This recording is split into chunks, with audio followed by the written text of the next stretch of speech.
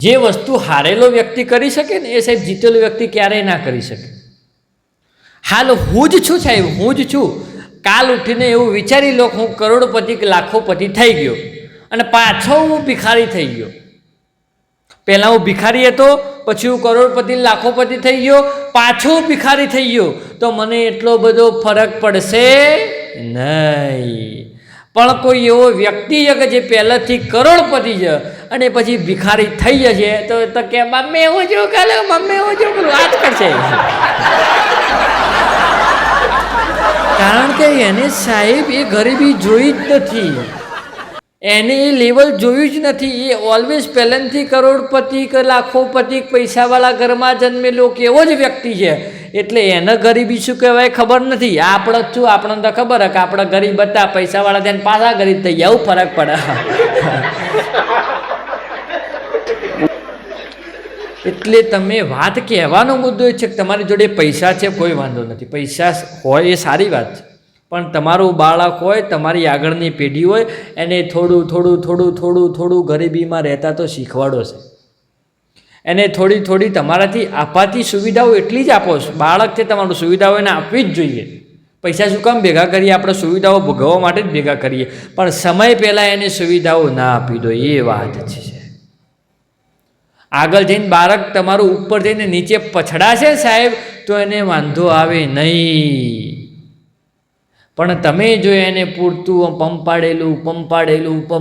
પંપાડેલું રાખેલું હશે અને આગળ જઈને એ પછડાશે તો એને ઊભું કરવાવાળું કોઈને મળે એ વાત નથી.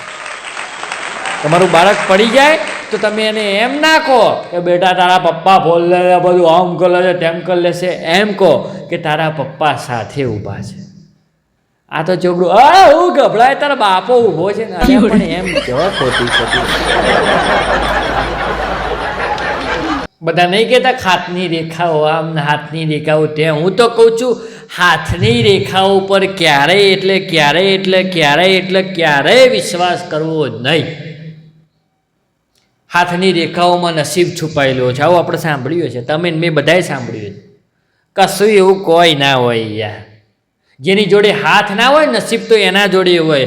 બે હાથ જેની જોડે નથી હોતા ને, જેની જોડે હાથ ના હોય એની જોડે હથેળી ના હોય, અને જેની જોડે હથેળી ના હોય એની જોડે એ હથેળીમાં રહેલી હાથની રેખાઓ પણ ના હોય. છતાં એ વ્યક્તિ પણ નસીબ લઈને આવેલો હોય. એવું ના હોય હાથની રેખાઓ જોઈ નસીબ સારું હોય ને ફલા બધું હારું થઈ જાય બધું. કેવું મારે તમને શું લાગે? જે બે વ્યક્તિના હાથ નહીં હોય, જે વ્યક્તિ અપંગ હશે સાહેબ, એની જોડે નસીબ નહીં હોય? આપણી જોડે હથેળી છે ને આપણી જોડે રેખાઓ છે, આપણી જોડે નસીબ છે. તો જે બે હાથ વગરનો વ્યક્તિ જે આ દુનિયામાં જન્મ્યો છે કે જેની જોડે પહેલાં બે હાથ હતા ને હવે એની જોડે બે હાથ નથી, શું એ વ્યક્તિનું નસીબ નહીં હોય? હું જ છું સાહેબ, કાલ ઉઠીને મારા બે હાથ કપાઈ જાય તો હું મારું નસીબે કપાઈ ગયું.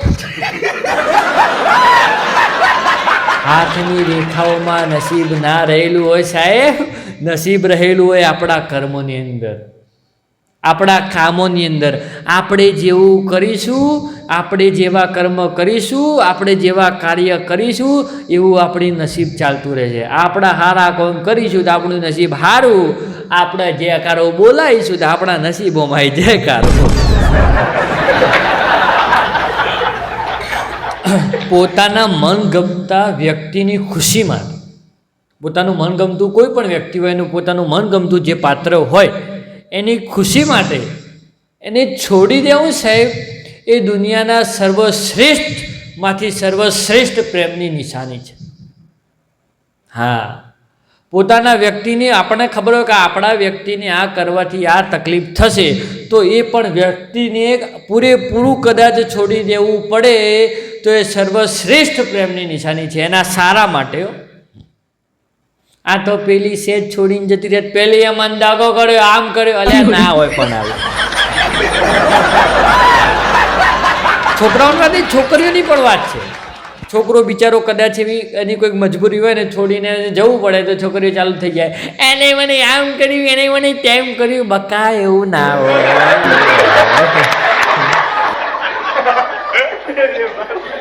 પોતાના પસંદીદા વ્યક્તિને તમે છોડવાની એના સારા માટે તાકાત રાખી શકો તો એના જેવો દુનિયાનો સર્વશ્રેષ્ઠ પ્રેમ કોઈ નથી સાહેબ. એક સમયની વાત કરું છું, એક સ્ટેજની વાત કરું છું. માણસો હોય કે એમના જીવનમાં એવું આવે કે ચલો ભાઈ હવે નથી થઈ શકતું, હવે આ પોસિબલ જ નથી, તો એને તમે છોડવાની તૈયારી રાખો રાજી ખુશી. રોતડા રોઈને એવા જાય જો લીધી અને આમ કરી, આવા નાટકો નહીં. છોકરા ને છોકરીની બંનેની વાત છે સાહેબ, કે પ્રેમમાં જ્યારે એક સમય એવો આવે કે છૂટા પડવાની પણ વારી આવે તો હસતા હસતા છૂટા પડવું. આ તો છૂટા પડીને પછી એણે એમાં નામ ના રાખ્યું, પેલી એમાં નામ ના રાખ્યું, પેલા એમાં નામ ના રાખ્યું. આ પ્રેમ નથી નથી નથી નથી નથી. પ્રેમ તો કેવો છે સાહેબ કે તું કે ઓકે બરાબર, હા ઓકે હા બરાબર, તું કે એમ જ, આ પ્રેમ છે. હું કહું તું ના કેમ કરે, તું ના, આ પ્રેમ નથી. આ દાદા હું કહું તાર કરવું જ પડે, આને પ્રેમ ના કહેવાય છે, આને દાદાગીરી કહેવાય, આને પ્રેમ ના કહેવાય છે.